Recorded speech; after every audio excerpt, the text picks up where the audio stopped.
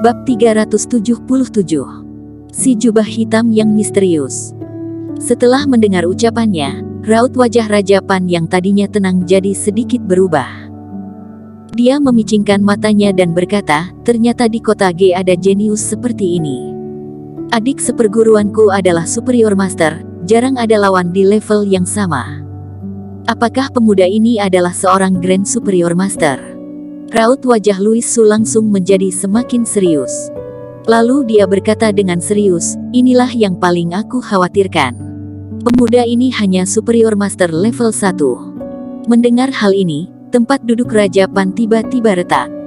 Dia menatap Louis Su dengan dingin sambil berkata, yang kamu katakan itu benar. Benar, Louis Su mengangguk. Raja Pan bangkit dengan perlahan. Dia melihat ke arah kota G, sambil berkata, aku ingin menemui jenius ini. Saat dia mengatakan hal ini, aura Raja Pan tiba-tiba meledak. Superior Master level 9 puncak. Louis Su langsung merasakan aura tubuhnya. Meskipun sama seperti Simon Zhou yang juga di level 9 Superior Master, tapi Louis Su bisa merasakan perbedaan mereka. Aura di tubuh Raja Pan lebih kuat dan murni, tidak ada noda sedikit pun. Raja Pan, bertahun-tahun mengisolasi diri, kamu belum mencapai Grand Superior Master. Louis Su berkata sambil mengerutkan kening. Raja Pan meletakkan kedua tangannya di belakang sambil berkata, mencapai level Grand Superior Master. Sangatlah sulit, levelku belum cukup untuk melangkah ke Grand Superior Master. Tuan Su meragukan kemampuan guruku. Seorang murid di sebelahnya tertawa. Aku akan jujur kepadamu. Meskipun guruku di level 9 Superior Master, tapi dia berbeda dengan pejuang seperti kalian. Louis Su mengerutkan kening dan terlihat sedikit bingung. Raja Pan juga tersenyum tipis, adik Su, kamu tidak perlu tahu terlalu banyak. Singkatnya, aku akan memberitahu satu hal padamu, di level yang sama, belum ada yang bisa menandingiku, baik seorang jenius atau monster, sudah banyak yang tewas di tanganku.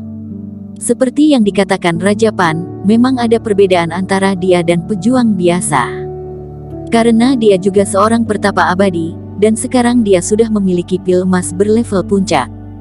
Dia sama seperti Eric Qin, tubuhnya sudah menghasilkan pil emas, dan dia tidak perlu mengandalkan diafragma. Raja Pan, kapan kamu akan pergi? Tanya Louis Su. Raja Pan berkata, beberapa hari lagi. Aku menguasai seluruh negara Pan, ada beberapa hal yang perlu aku urus. Baik, kalau begitu aku akan menyambut Raja Pan di kota G. Setelah Louis Su membungkuk, dia pun pergi meninggalkan tempat itu.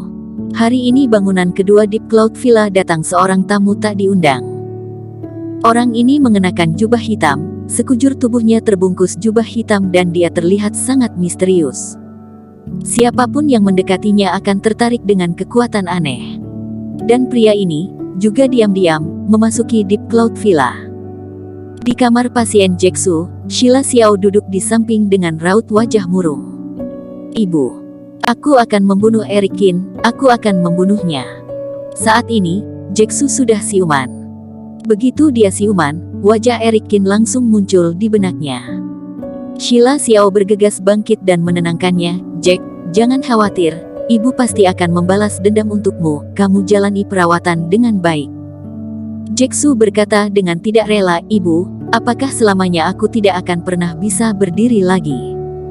Apakah selamanya aku tidak akan pernah memiliki kesempatan membunuh Eric Qin lagi?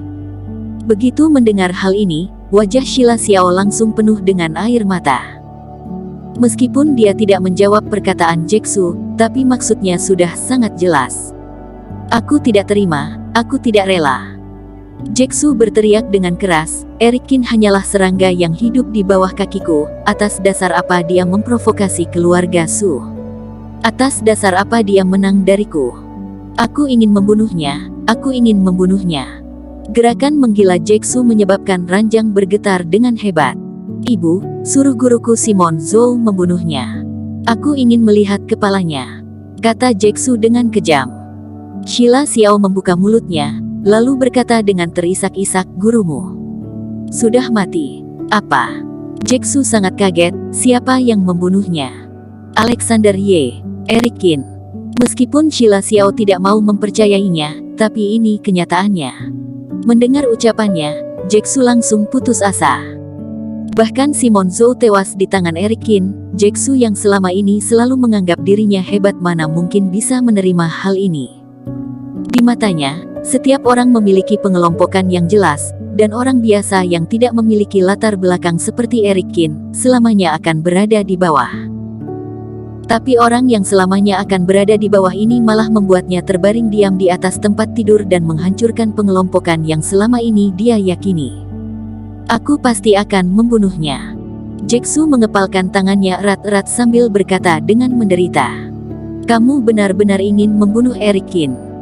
Saat ini, suara yang entah merupakan suara laki-laki atau perempuan terdengar di dalam ruangan.